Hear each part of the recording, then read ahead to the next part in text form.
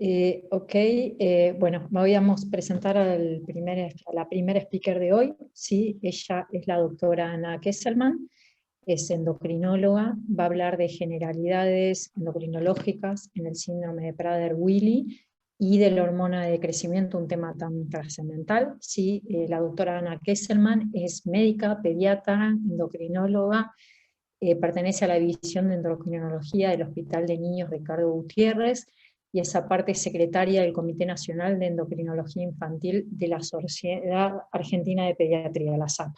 Así que, doctora, bueno, un honor tener con ustedes. Hoy va a ser una sesión intensa con todo lo que ya arrancamos, así que bueno, somos todos oídos para aprender en el día de hoy. ¿Sí? Está con el micrófono silenciado. Ahora sí. Perfecto, doctora. Bueno, muchísimas gracias por la presentación. Mi nombre, como lo dijo Jorgelina, soy Ana Kesselman. Les agradezco muchísimo, Jorgelina, y a la Fundación por invitarme, digamos, a participar con ustedes. Y la idea es, creo que un poquito más apretada ahora, pero de hablar de los aspectos endocrinológicos en niños con Prader-Willi. Entonces, no me pasa. ¿Te pasa a vos? No, se sigue viendo la primera slide, doctora. No me funciona.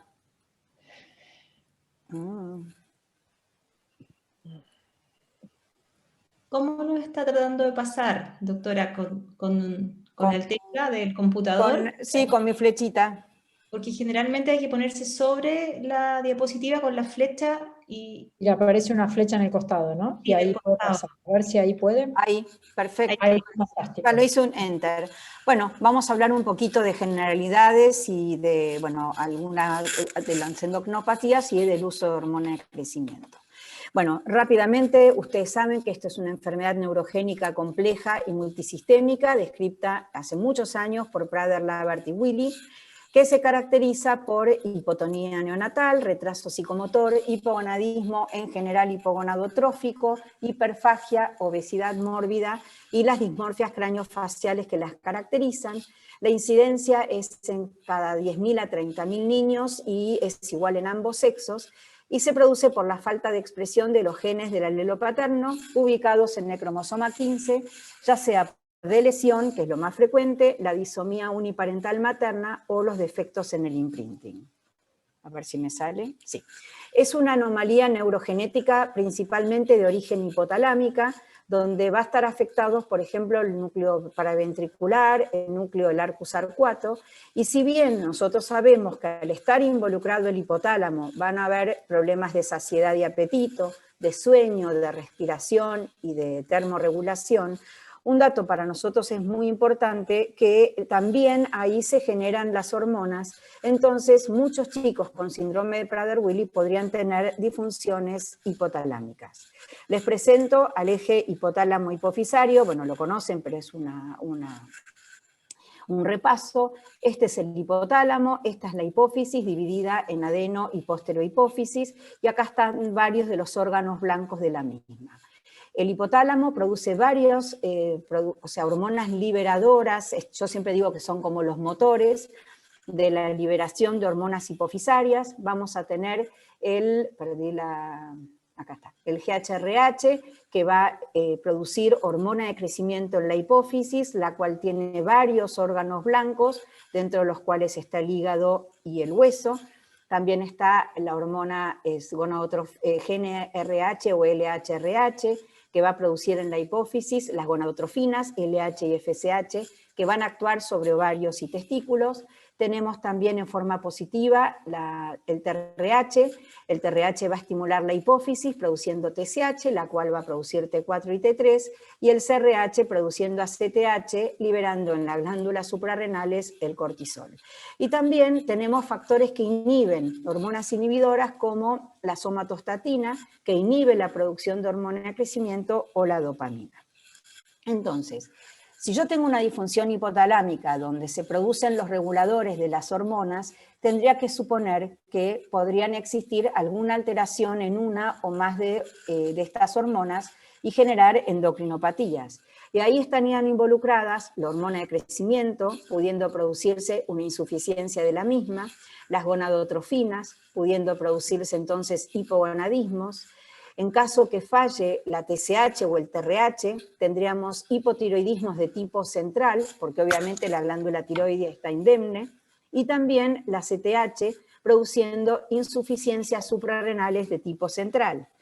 Obviamente, los endocrinólogos lo que hacemos, obviamente, cuando hay alguna insuficiencia de algunas hormonas, de alguna de las hormonas ovarias, lo que hacemos es el reemplazo de la hormona que falta. Entonces vamos a hablar un poquito de cada una de ellas. Con respecto a la hormona de crecimiento, para hacer un repaso también de la misma, la hormona de crecimiento, como les mostré antes, se produce por la adenohipófisis en las células somatotrópas, se produce en forma de pulsos y valles, ¿sí?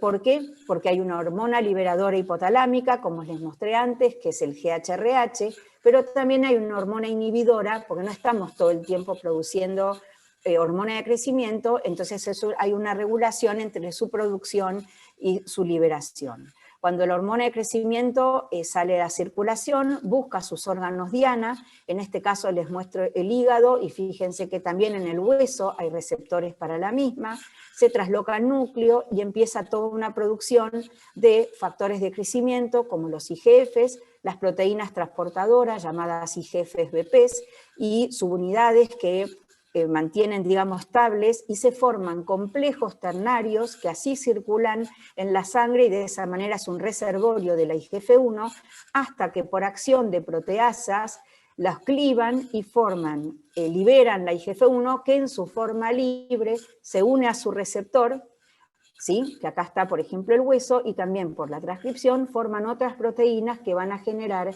la acción de la IGF-1. Acá les muestro en el hueso, por ejemplo, si está la metáfisis y la epífisis, esto que está en el medio es el cartílago de crecimiento, con sus diferentes formas, y tanto la hormona de crecimiento como la IGF-1, circulante y local, producen la diferenciación, proliferación, hipertrofia de los condrocitos. Los condrocitos se van poniendo en columnas cada vez más largas y más anchas porque se hipertrofian, y así van haciendo que el hueso se elongue, y así los chicos crecen, hasta que termina osificándose y los niños terminan de crecer. Pero aparte, la hormona de crecimiento no solamente tiene acción sobre el crecimiento lineal y hace obviamente crecer a los niños por el mecanismo que recién les mostré, sino que además tiene otras acciones metabólicas.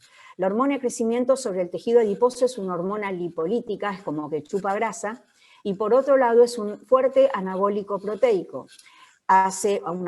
Y lo que produce es un incremento de la masa muscular, de la energía, con incremento del transporte de aminoácidos y retención nitrogenada. Entonces son varias funciones las que tendría la hormona de crecimiento.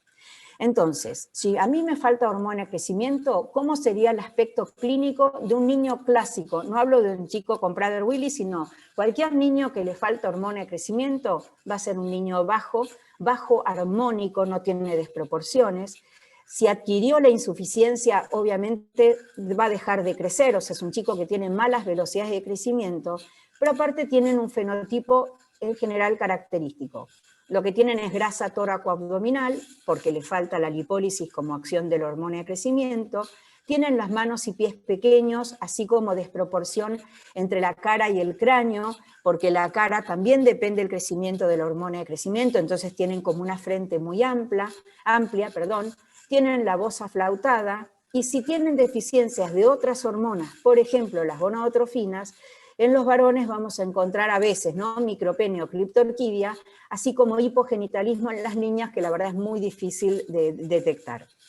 Entonces uno se pone a pensar, si tienen este aspecto físico y los niños con Prader-Willi pueden tener anomalías hipotalámicas, uno podría pensar en qué grado pueden tener alguna falta de estas hormonas. Entonces, ¿cuáles son los argumentos a favor de que los niños con Prader-Willi puedan tener una insuficiencia de hormona de crecimiento? Está descrito entre el 40 al 100%. La verdad es difícil a veces hacer los estudios, hay mucha variación entre los resultados, los test que se usan, pero a favor de que estos chicos tengan una deficiencia de hormona de crecimiento es, primero, porque la alteración hipotalámica existe, porque son obesos con talla baja. En general los obesos crecen mucho, son chicos más altos y maduran rápido. Entonces normalmente si nosotros vemos un niño obeso con talla baja o mal ritmo de crecimiento, sabemos que lo tenemos que estudiar. La anomalía en la composición corporal, con menos masa magra y más masa grasa. Tienen las manos y pies pequeños. Si alguno por un retardo de crecimiento los estudia, va a tener alteraciones en la secreción espontánea de hormona de crecimiento o en las pruebas de estímulo que hacemos. Recuerden que la hormona de crecimiento sube y baja en sangre, entonces una extracción sola no nos alcanza. Entonces muchas de estas pruebas dan patológicas. Pueden tener IGF-1 y BP3, que casi en el 100% de los niños con Prader-Willi son bajas, no todos. Y además, si uno piensa que se pueden asociar otras trofinas hipofisarias, como tener hipogonadismo, poder encontrar un hipotiroidismo central, el hipocortisolismo, que está más discutido, uno podría sospechar que estos chicos tengan una anomalía hipofisaria. Además, en algunos grupos que han hecho resonancias, no es lo que habitualmente pedimos, pero en algunos papers en los cuales se han evaluado resonancias magnéticas, se han encontrado hipoplasias pituitarias en algunos hasta en el 60%. ¿Qué pasa con las gonadotrofinas? Está descripta la criptorquidia, el hipogonadismo hipogonadotrófico por alteración justamente de las gonadotrofinas hipofisarias, pero también está descrito un hipogonadismo mixto. Si tenemos lesiones en los testículos que son criptórquidos, a veces la alteración va a ser primaria y va a dar un hipogonadismo hipergonadotrófico, o quizás central o ambas juntas, así que más de una vez hemos encontrado hipogonadismos mixtos. Muchos pacientes empiezan la pubertad, pero la detienen, en general entre un Tanner 2 y 3, más para el lado de 3. Algunos pacientes tienen pubarca precoz, que eso se ha asociado a la obesidad. La pubarca precoz es solamente la aparición de vello pubiano, sin otra clínica de pubertad. Y es raro, pero algunos pacientes hemos encontrado pubertades precoces. ¿Qué pasa con el resto de los ejes? Con respecto al hipotiroidismo central, la prevalencia es muy variable. El grupo de Maite-Tober refiere un porcentaje del 20 al 30%, en cambio Butler y Sharkia refieren entre un 2 a un 4%. La doctora Bayani y colaboradores en el Garrahan han observado que a veces hay que hacerlos desde muy temprano y medicarlos porque han encontrado hipotiroidismos centrales en niños muy pequeños y esto favorecería a la parte cognitiva y motora. Recordar que como son hipotiroidismos centrales, muchas veces la TSH no nos sirve y siempre hay que pedir T4 libre para hacer el diagnóstico. Y con respecto a la CTH, no queda clara la prevalencia, no hay recomendaciones, las referencias dicen que es entre un 0 y un 60%, o sea que hay mucha variabilidad. Esto depende de cómo se estudia y es muy difícil estudiar el hipocortisolismo. Se ha asociado, se ha sospechado que algún chico que ha tenido una muerte súbita podría llegar a haber tenido una insuficiencia suprarrenal, pero fue muy difícil de corroborarlo. Y bueno, las preguntas es qué pasa en un estrés, qué pasa en una anestesia, etc. Entonces, vuelvo a repetir, si yo pienso, y los chicos tienen alteraciones y disfunciones hipotalámicas, y yo pienso que tienen una endocrinopatía, como recién les comenté, nuestro trabajo es anticipatorio, o sea, nosotros conocemos un Prader-Willi, hay que estudiarlo. ¿Por qué? Porque, como les dije antes, necesitamos hacer el reemplazo hormonal que corresponde. Entonces, si tienen un problema tiroideo, la medicación va a ser la levotiroxina, que se va a ir adecuando de acuerdo a los valores de laboratorio y se ajusta en general por peso. Si encontramos un cortisol bajo, se van a tener que dar corticoides a dosis bajas, en general la damos a entre 8 y 10 miligramos por metro cuadrado, siempre poniendo las pautas antiestrés. Y obviamente si los niños tienen hipogonadismos, a determinada edad vamos a tener que empezar con estrógenos, progesterona o testosterona de acuerdo a la edad. Ahora, ¿qué pasa con el uso de hormona de crecimiento? Hay evidencias que sugieren el diagnóstico o la posibilidad de tener una insuficiencia de hormona de crecimiento. Y nosotros, como les mostré antes en las acciones de la hormona de crecimiento, la hormona mejora no solamente el crecimiento, obviamente, sino además la composición corporal, el perfil lipídico, la masa ósea, el tono muscular, es un anabólico proteico que mejora la masa muscular, la masa magra, y eso mejora la capacidad de ejercicio y la mecánica ventilatoria al mejorar el músculo, y eso mejora la función respiratoria. Y también al tener receptores en el sistema nervioso central y pasar la barrera hematoencefálica, también se considera que la hormona de crecimiento puede tener acciones en el sistema nervioso central. La FDA lo aprobó en el año 2000 como retardo de crecimiento, la EMA en el 2001 por la composición corporal. En este momento en Argentina desde el 2007 se usa la hormona de crecimiento, y el objetivo es un poquito diferente a otras indicaciones, si bien yo creo que los pacientes con insuficiencia hipofisaria tienen los mismos beneficios, que es incrementar la talla final, mejorar la composición corporal, mejorar la fuerza muscular, esto del anabolismo, mejorar la hipotonía, y mejorar la capacidad cognitiva. La dosis es una dosis progresiva, se empieza con dosis de 0,5 miligramos metro cuadrado día, hasta llegar a una dosis de 1 miligramo metro cuadrado día. Esto se va viendo de acuerdo a la respuesta y algunas situaciones de farmacovigilancia que tenemos que tener, y la hormona de crecimiento se da en forma subcutánea, nocturna y diaria. Ya desde 1987 están los primeros papers, las primeras publicaciones mostrando el uso de hormona de crecimiento. Les traje uno de los trabajos, que este es viejo, es antes de que esté la indicación, esto es en 1997, en un grupo de Suecia. En las columnas blancas son los niños antes de empezar el tratamiento, y se dividieron en dos subgrupos, y fíjense que y en negro es cuando ya están recibiendo hormona de crecimiento.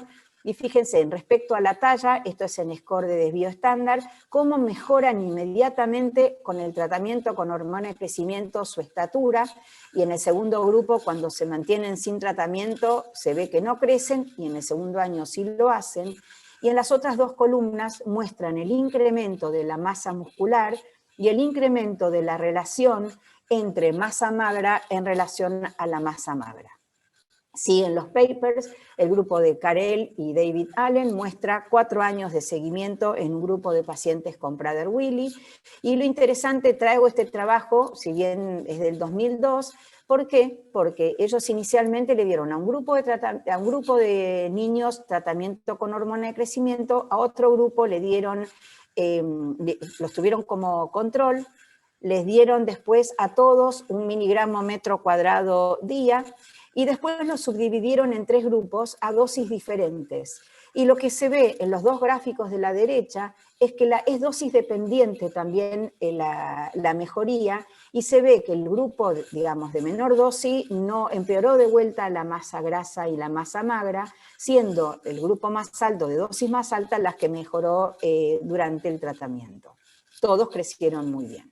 El grupo de Anita Hocken, colega, que es una doctora holandesa que tiene muchísima experiencia en Prader-Willi, muestra este grupo de 55 niños tratados, de los cuales 37 se mantuvieron prepúberes, en los cuales se muestra la cantidad de masa grasa que tienen como composición corporal y la menor masa magra.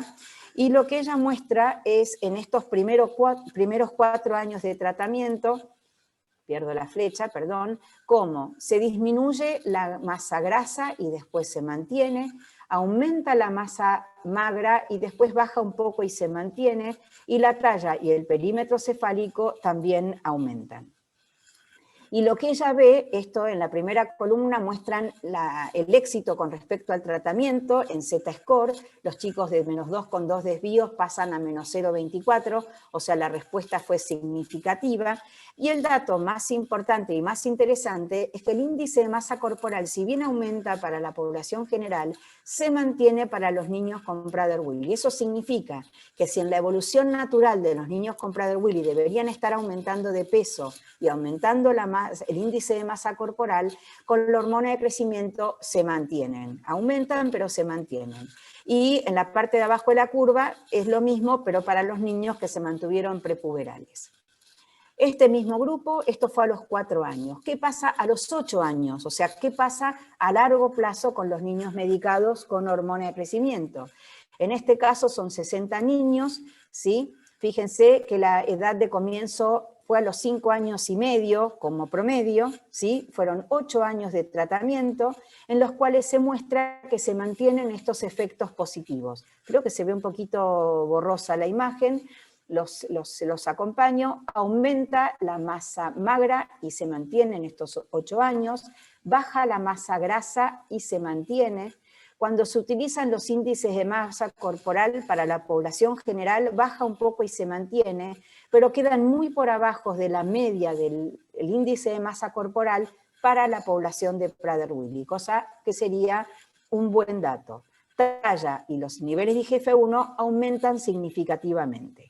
Entonces ya vimos a los 4 años, a los 8 años, y hay un subgrupo de trabajo que muestran hasta talla final.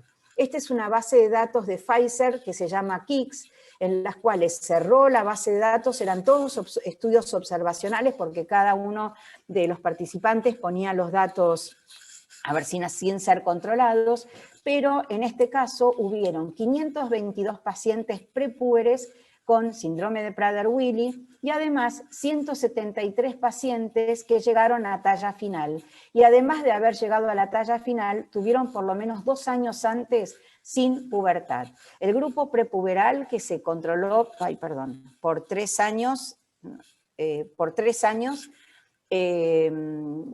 fueron 522 pacientes y el otro, como les dije antes, fueron 173. Y acá les muestro que en el grupo prepuberal, estos 522 pacientes mejoraron la talla hasta menos 0,3 desvíos, que es casi percentilos totalmente normales, y nuevamente se ve a largo plazo que estos chicos mantienen el índice de masa corporal para niños con Prader-Willi. Y los niños medicados y que llegaron a la talla final, que fueron 133 adolescentes, un dato interesante con respecto al crecimiento es que mejoraron hasta iniciar la pubertad y después disminuyeron, que esto tiene que ver seguramente con el inicio de la pubertad y los tratamientos que fueron indicados, pero bueno, no son datos que se tengan, vuelvo a repetir, es una base observacional en donde alguna gente ponía y otros no ponían los datos, y sí se vuelve a referir la mejoría en el índice de masa corporal. Ahora, hay un planteo. En todos estos trabajos se vio que mejora el índice de masa corporal, pero no se normaliza de todo. Entonces, se sabe que los niños con Prader-Willi tienen un índice de masa corporal y más grasa antes de empezar a engordar. O sea, los chicos ya tienen una composición corporal alterada desde siempre, aún antes de ponerse obesos. Entonces hubo varios trabajos que, empezaron a decir, ¿por qué no los tratamos desde chiquititos, desde muy niños, antes que se pongan obesos? Me olvidé de un dato importante. Los efectos adversos en 2.300 chicos en este grupo que llegó a la talla final fueron la escoliosis, fueron trastornos respiratorios y adenomegalias y ronquidos, y en el resto tuvieron, la verdad, pocos efectos adversos. Entonces, como les dije, teniendo en cuenta que los niños pueden empezar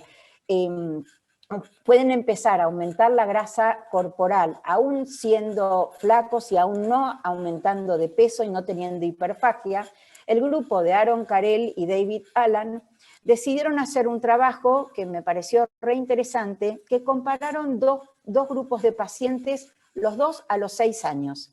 Pero un grupo de pacientes que fueron 21 pacientes, que están en esta columna, habían empezado el tratamiento con hormona de crecimiento entre los 4 y los 20 meses, con un promedio del año. O sea que en el momento de compararlos con este grupo primero, esta columna, que eran 27 pacientes que habían venido a los 6 años y que eran naïf para el tratamiento, se compararon a la misma edad, pero el grupo tratado ya tenía 6 años de tratamiento con hormona de crecimiento y empezados hasta los 4 meses.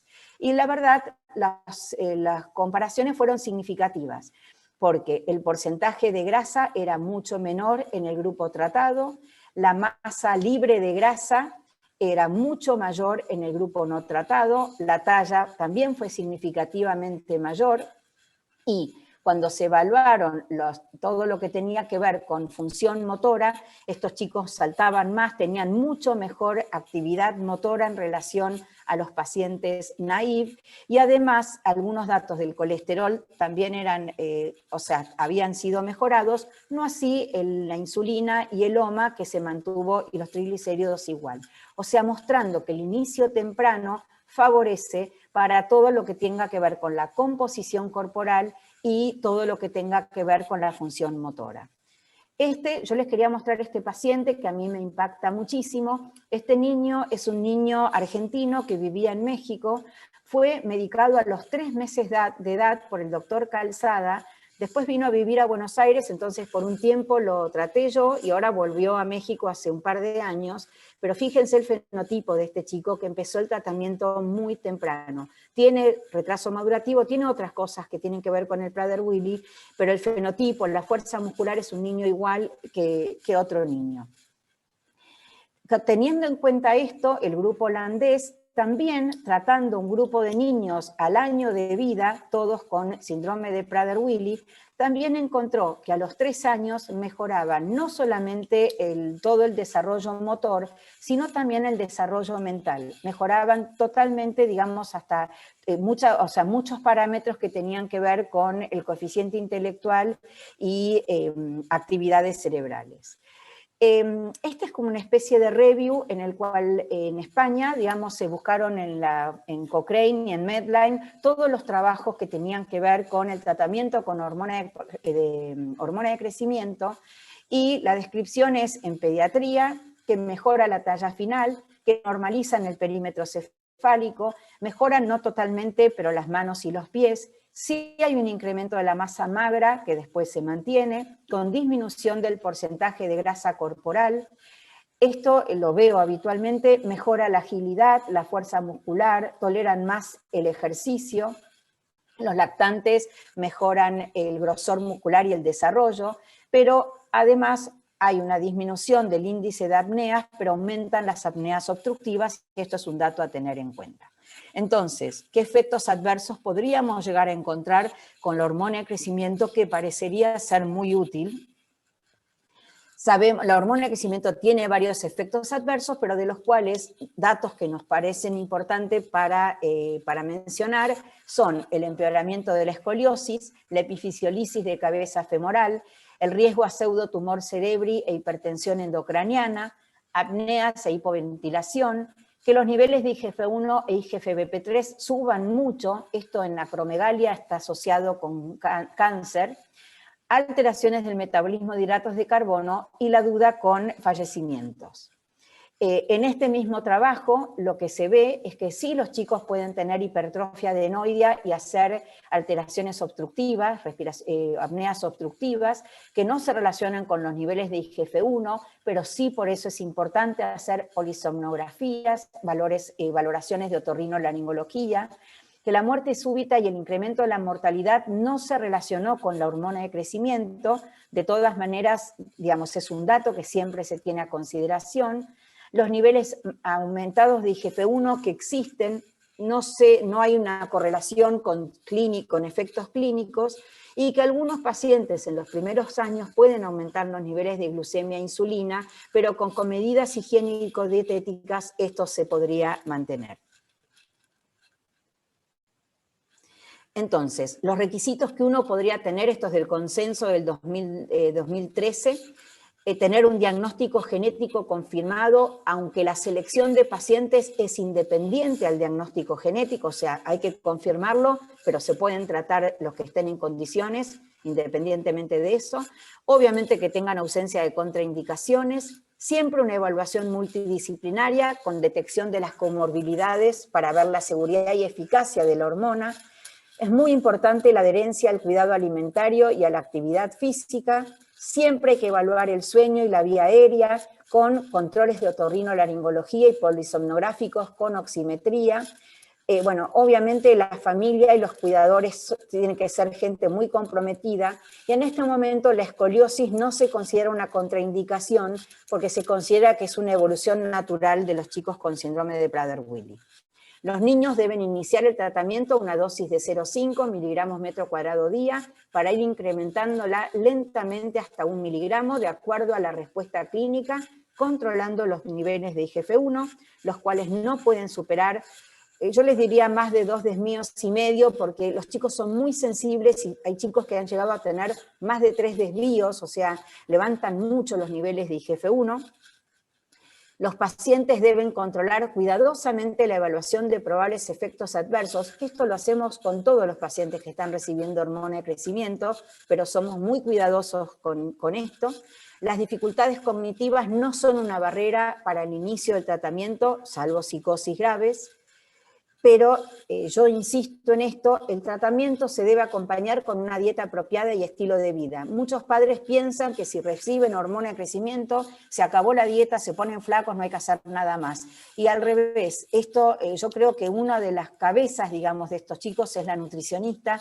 Tienen que tener actividad física y todo lo que tienen además reglado para que la hormona de crecimiento pueda ayudarlos, pero la hormona de crecimiento no es mágica y no es que resuelve todo el resto del aspecto de hiperfagia y obesidad que tienen estos chicos.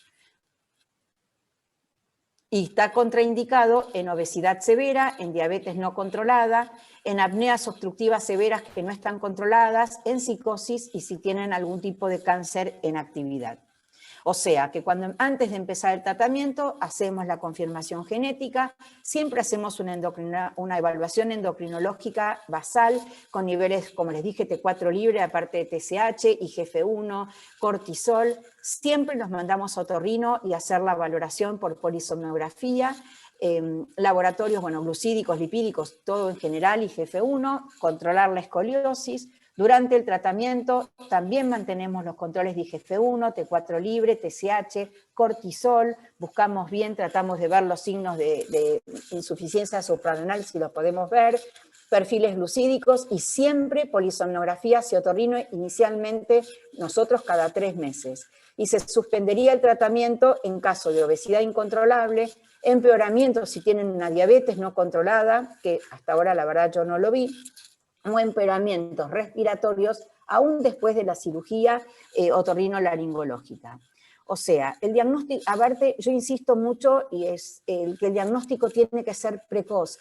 Si uno ya, hay tríadas para hacer estudios de metilación y buscar a los niños desde recién nacidos, el niño tiene que ser derivado inmediatamente. El diagnóstico precoz, con el abordaje multidisciplinario y eventualmente el tratamiento a edades tempranas, creo que ha cambiado la historia natural de la severidad de esta enfermedad, que tiene que ver con la obesidad mórbida, los trastornos metabólicos, y esto lleva a la calidad de vida.